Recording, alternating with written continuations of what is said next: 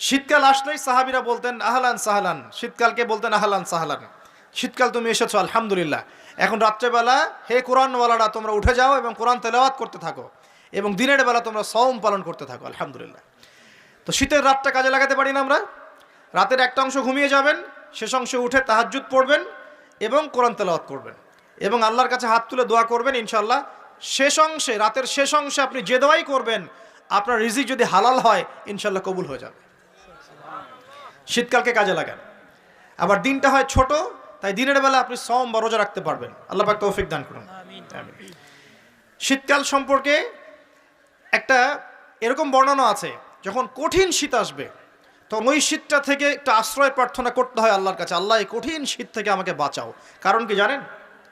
কারণ হচ্ছে জাহান্নাম বছরে 2টা নিঃশ্বাস ছাড়ে। কয়টা নিঃশ্বাস? 2টা। একটা নিঃশ্বাস গ্রীষ্মকালে